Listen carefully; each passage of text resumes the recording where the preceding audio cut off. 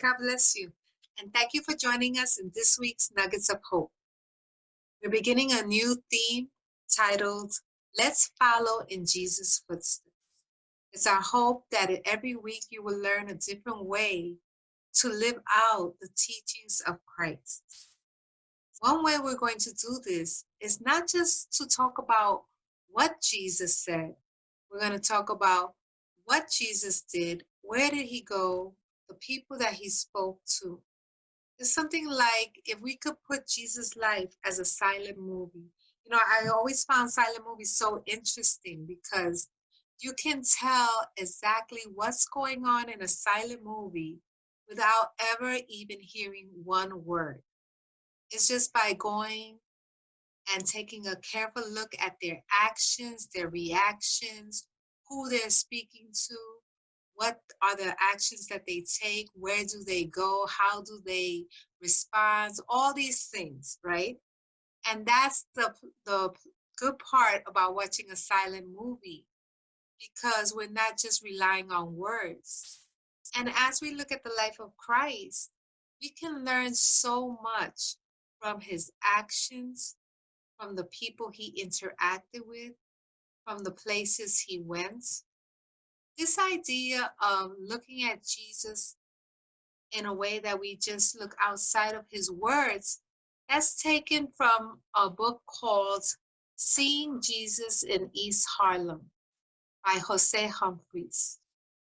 The idea for our theme came from this book. As I read on page 50, it says, one of the exercises I facilitated with groups to help integrate faith with the body is have them imagine Christ's presence through the image of silent black and white films, something reminiscent of the old Charlie Chaplin films. I guide people through a silent story focused on Christ's movements and messianic acts. In this folk exercise, our focus isn't so much on the sayings of Christ in the red letters as much as his embodied movements in the gospel stories. So each week, we'll take a look at different stories in which Jesus interacted with other people and look at other events.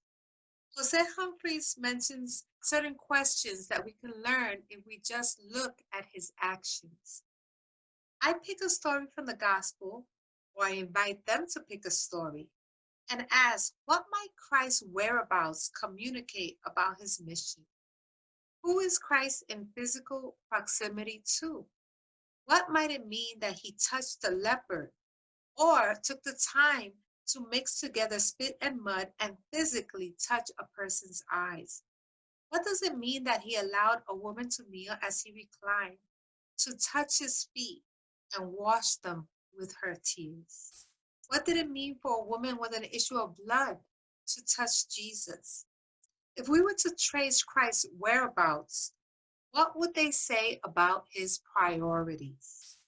What do the places where Christ chooses to dine and recline say about his ministry? What does the permanent nature of Christ's scars communicate to us today? What about the actual geographical place of his crucifixion?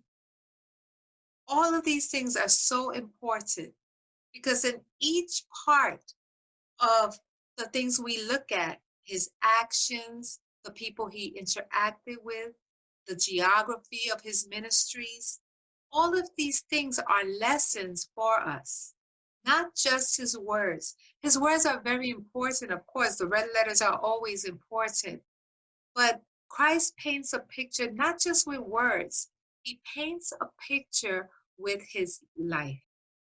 In this series, we're going to take the time to look at different aspects of Jesus' ministry, including his words, including so many other things that I mentioned. Why is this important? Well, on page 52 in Jose Humphrey's book, it says this: when people begin to see Jesus in more dimensional ways through his life in the world, They can also begin to see themselves in relationship to the world differently. They might even attempt to do some of the things Jesus did. They might find themselves located in space where they can interact with the world differently under a different authority. So it's our hope in this series that we will learn how to follow in Jesus' footsteps. Thank you for joining us in this week's Nuggets of Hope. We pray that you were encouraged and strengthened. We invite you to join us every Wednesday on Instagram and Facebook for another message.